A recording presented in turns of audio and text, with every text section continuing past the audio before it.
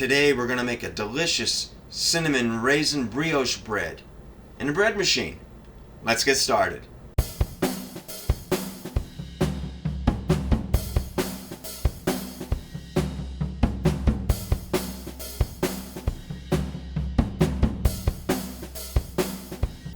Hello everybody.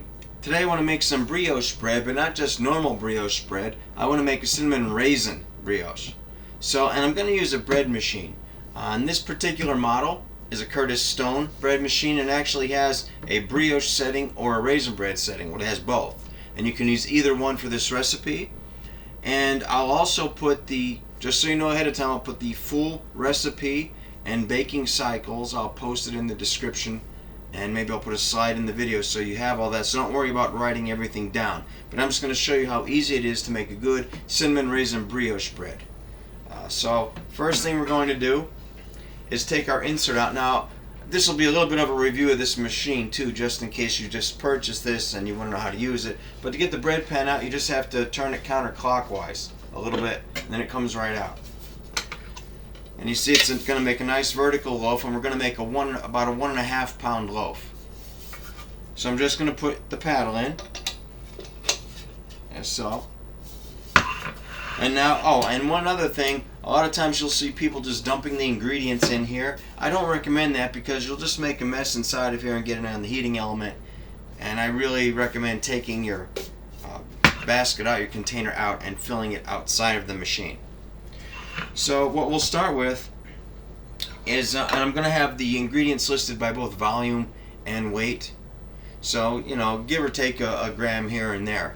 But so we're going to start with some milk, and I put milk and water together, and this has been preheated to about 105. I want to go above 115, and I'd heat it up to at least 95 degrees. So if you can get it in that 100 to 110 range, that's usually a pretty good starting point. So this is 3 tablespoons of milk, and this is also 2 tablespoons plus 3/4 of a teaspoon of water. So we're just going to pour that in, and again, I'm going to list all of this in the description, so don't worry about writing it down. So that's our milk and water. Now we're going to put our softened butter. Now this has been out for a while, so it's nice and soft, but if you don't have softened butter, it's hard from the fridge, break it up into little pieces, and then you can put that in here. So I'll just get that in there. And that was 6 tablespoons of softened butter.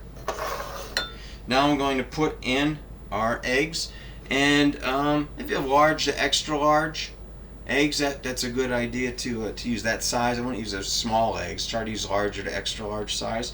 And that's 2 of them, and I lightly scramble them. You can just get a fork and mix them up a little bit and scramble them a little bit. So there goes our eggs. Now we're going to put in our sugar, and I have approximately 3 tablespoons of granulated sugar. Just put that in there. Kosher salt, I have about 1.5 teaspoons. Sprinkle that in there. Now for the bread flour, I'm going to use 2 cups of bread flour. If you don't have bread flour, you can use all-purpose flour, but then add some wheat gluten to it at the rate of 1 teaspoon per cup of flour. So if you're using all-purpose flour, use 2 cups of all-purpose and 2 teaspoons of wheat gluten. This is bread flour, so I won't add any additional wheat gluten.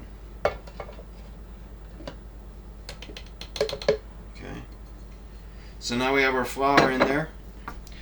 Now for the yeast, if you have instant or rapid rise, you can put it directly in here right now for instant or rapid rise. I do not have instant or rapid rise, I have active. So what I like to do for that, and I have 2 teaspoons of active, and I'm going to add just a pinch of sugar. It's less than a gram, so just a little bit of sugar to that 2 teaspoons of active yeast, and I'm going to add a tablespoon of water. So I'm basically going to activate that. So I'm going to let that set for a minute or so, and then I'm going to pour it on top. We'll put it in, and we'll get it started. So I'll bring you back here in about 2 minutes when this just has a chance to activate a little bit. Alright, it's been about 2 minutes, and my yeast has activated. It gets a little like a thick paste, maybe a little bubbly if you leave it a little longer. But that's it. You know, you want it to look like that. Just make sure your yeast is good. But in my case, since it's active yeast, I need to do that to get the best results. So now I'm just going to put that on top. Now, the cinnamon and raisins we're going to add about, in this machine, in about, 43 minutes into the cycle. We have to add that into the machine.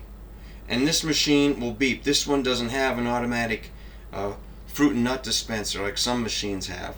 But it does alert you, it beeps, and they also tell you ahead of time in the instruction booklet of how long it'll take, at what time.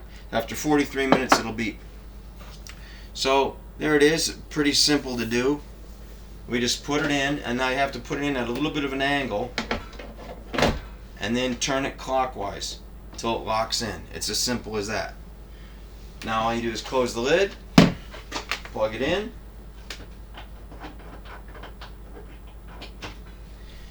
and we'll select, we're going to use, like I said, on this particular machine you have a raisin bread and a brioche cycle.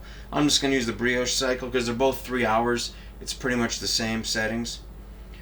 So that's number 10. 10, it's set on 1.5 pound. That's what size we're using these ingredients. 1.5 pound. Medium crust is recommended.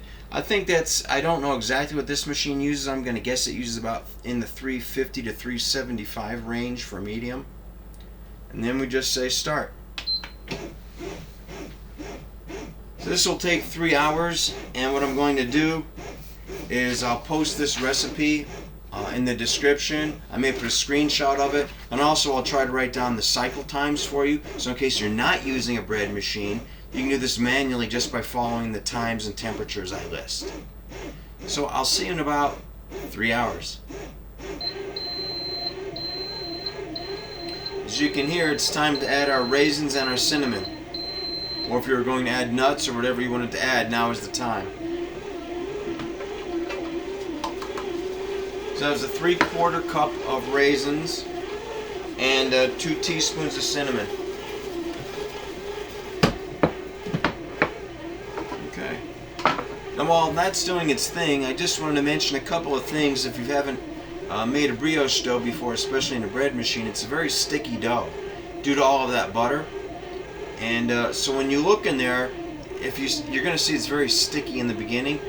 Don't add any more flour to it. There's a temptation for, a lot of people you look and say, oh, I need to add a lot more flour. This recipe is off. It's too sticky, too wet. Don't do that. It'll firm up because right now it's formed into that ball. But a brioche dough is a very sticky type of dough. So now this will go through its cycles. Again, I'm going to give you all the cycle information and the times, the ingredients by weight and by volume. So stay tuned and we'll check this out. We have about 2 hours and 16 minutes remaining. So I'll bring you back here when it's done and we'll take a final evaluation. See you then. Okay, as you heard it, our bread is done. 3 hours. Oh, it looks fantastic, and I'll tell you, the whole kitchen smells great. So remember, with this unit, to get this out, you just don't pull it straight up. You have to twist it counterclockwise a little bit. There we go. See, just that little bit of a turn, and then pull it up. Now be careful. This is very, very hot, obviously. Now the best thing to do is don't try to get it out right away. Let it sit for about 10 minutes in the pan here. And then I'll bring you back here and I'm going to run a spatula down along the sides and then we'll get it out. So I'll show you from there. But let me just, you see that? I mean, it looks great. Nice 1.5 pound loaf. So we're going to let this sit for 10 minutes and then I'll come back here. We'll take it out of the pan and I'll just go over a couple of things to let you know. But so far so good. I mean, this is fantastic. I think this is great. So let me let this cool and I'll come back in about 10 minutes and we'll take it out. Okay, it's been cooling off in the pan for about 10 minutes. So now I'll try to get it out of there. And typically it's not a problem, but if you can, instead of just getting it and grabbing it and shaking it, I recommend getting some type of spatula and just, gently going down the sides if you can, and that'll help it along in case it is sticking at all. Now not a problem, but the tricky part is sometimes the little paddle, which is in the loaf. Now, I left it in there. I did a hands-off approach, and that's, if you have one of these and you do the same as I did, you will have the paddle, which will most likely come off in the loaf of bread, and they give you a tool to pull that paddle out, a little hook tool, but that'll also hold it in the pan sometimes a little bit, so you'll have to shake it. Now, a trick that you can do if you're watching it is right before right after the last knead cycle.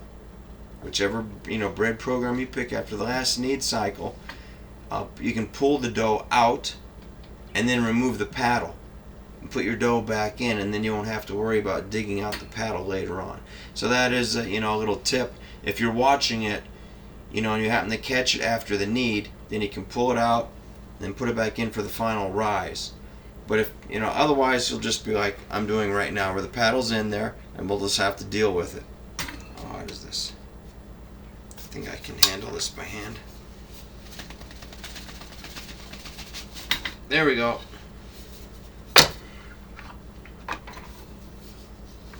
And did the paddle? Oh, we got lucky. The paddle stayed in the pan. Sometimes it stays in the pan. Sometimes it comes off in the bread. Let me just set this here. I don't want this in front of the camera. There we go. Now, look at this, huh?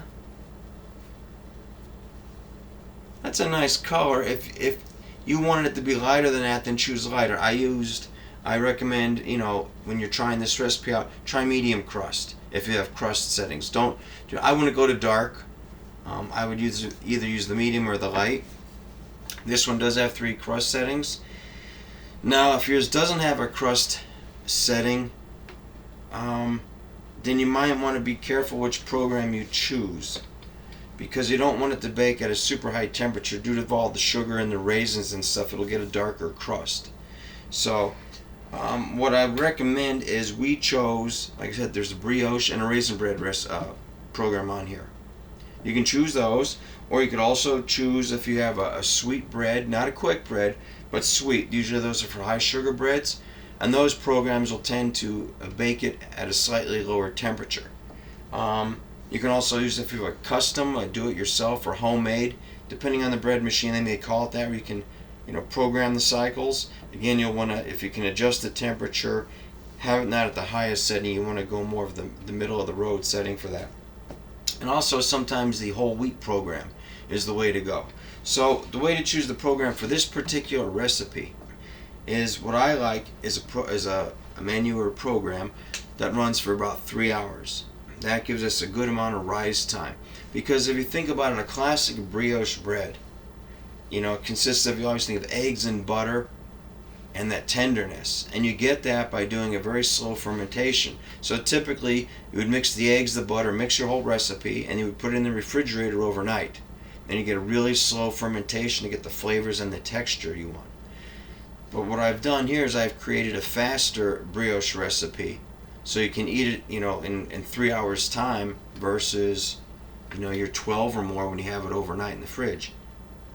So we've done that through a number of things, and I think this is going to be fantastic. So let's, what I want to do? I want to let this cool, I think, for a little bit more before I cut it. Because if you can, unless you're going to eat your bread immediately, you're sitting down at the table and you need your bread right away, it's the best to let it cool for an extended period of time. Now, I'm not going to wait a real long time. I'm just going to let this cool a little bit more before I attempt to cut it. But I just want to make sure I covered that about the bread cycles. Again, most of your 3-hour programs could be a brioche, a raisin bread, a whole wheat, a sweet bread, or a custom cycle. And I also wrote down some extra numbers. Again, I'll post this in the description below, and maybe I'll try to have a link to a PDF file that you can also get. But as far as the individual breakdown of this 3-hour cycle, it did an initial mix for about 4 minutes. Then it did a regular knead speed, so the initial mix was slow. Then it did a knead for 6 minutes, a 3-minute rest, and then a 5-minute knead. It then did a 10-minute short rise or rest, which then followed by a standard 20-minute knead. And in that knead cycle is where you add your raisins and cinnamon. About 15 minutes into that 20-minute knead cycle, you add your raisins and cinnamon, and then it does another 5 minutes of kneading to distribute those throughout the bread. At that point, it did a 42-minute rise. It then did what we'd call a punch down. It spins the paddle maybe 3 or 4 times, less than a minute. It just does a gentle punch down, and then it did another 40-minute rise and a 50-minute bake. So that's what the Curtis Stone bread machine does, and I will have that listed below, but I just want to share that with you in case, again, your bread machine's a little different. So let me give this about 5-10 minutes to rest, and I'll come back, and I promise this time we'll cut into it and taste it. Okay, I can't wait any longer. Now when you go to cut your homemade bread, I recommend that you get a nice a bread knife with a nice sharp serrated edge, or you can use an electric knife like this cordless one here. So let's cut into this and see what we have.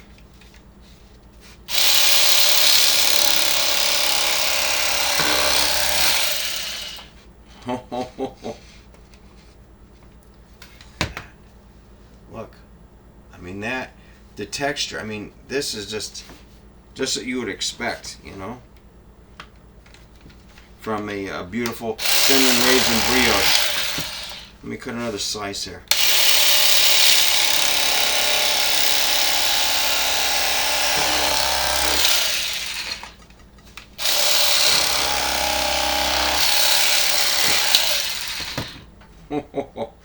I gotta put this on a plate here. Oh, if you could smell it, I mean, this is fantastic. The smell, the texture, it is very, very, it's a pillowy soft. I don't know how else to show you except just squeeze a little bit, but it's what a brioche bread should be. Perfectly tender and soft. And I'm just gonna, let me cut this.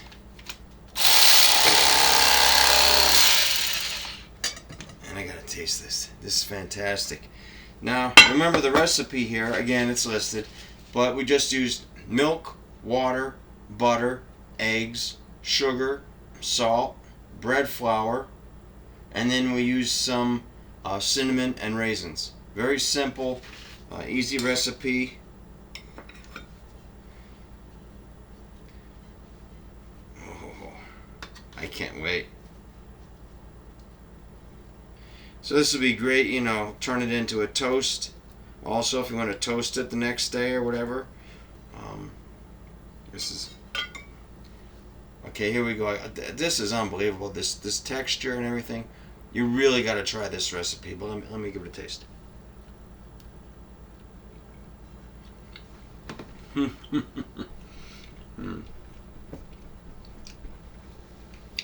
It's out of this world. So, cinnamon raisin brioche bread in a bread machine. Again, please give this one a try. This will work with a lot of variety of bread machines. I'll post all the key ingredients here. I'll also post them by volume, weight in grams. The grams, they're going to vary a little bit, like the flour weight. Depends on the moisture in your kitchen. So don't let that worry you. If you do weight, I do recommend you go by weight, or if you do the volume, just double check with the weight if you can. But I've double checked these measurements, and you see what it can produce. So I'm telling you exactly what I've used in this video. You see the results. And a lot of bread machines do not have brioche or raisin bread settings, but they typically have a sweet bread setting or a whole wheat setting. You want a setting again that'll get you about 3 hours of time. You need that so you can get that nice rise, that fluffiness. If you try to use a really short cycled bread program, you're not going to get that fluffy rise, right? It'll be a shorter, denser bread. And another key thing I want to point out, if you try this, if you use an active yeast, not instant or rapid rise, I used active. You see what I had to do. I had to pre-mix it with a little bit of water and sugar to get that yeast activated. That's important. If you use active yeast and you don't do that, you may get a shorter, denser loaf. So just remember those key things. It is going to be a very sticky dough, a wet dough in the beginning. Don't let that panic you. Yeah, and that's all there is to it. Make sure your yeast is activated first if you're using active. And it's fantastic. I don't know what else to say. You see the results. It's right in front of you. So I'll post all of this in the description. I'll try to put maybe a screenshot or two also of it, in the video, so you can, stop the video and take it from there if you want to. Just look at the screen. And then I'll also try to maybe post a PDF link. I'm not sure about that. It'll probably be on my website. So look for that. And so give it a try. And if you tried it on a different bread machine in different settings, please leave that in the comment section. Because a lot of people who are watching this video will have a different brand of bread machine, and they'll have different programs. So if you found a program that makes this recipe successfully, please put in the comments. Say which type of bread machine you used and what settings you use to help others who have different bread machines to get this recipe perfect. So please do that. Help all the fellow viewers out there who have different bread machines. And if you do some other variations that you'd like to share, maybe you've used cranberries or walnuts or something, please share that also, so all of us can learn from each other and create a lot of great bread recipes. So again, thank you very much for watching. I hope you enjoyed this video. Please press the thumbs up, like, subscribe buttons, and I'll see you next time. Thank you for watching. Just look at this. This is unbelievable. This bread is fantastic. Mmm.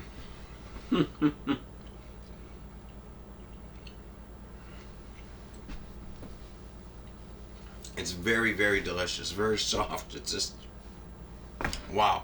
I think I'm going to eat the whole loaf after I stop this video. Wow, it's good. You got to try it.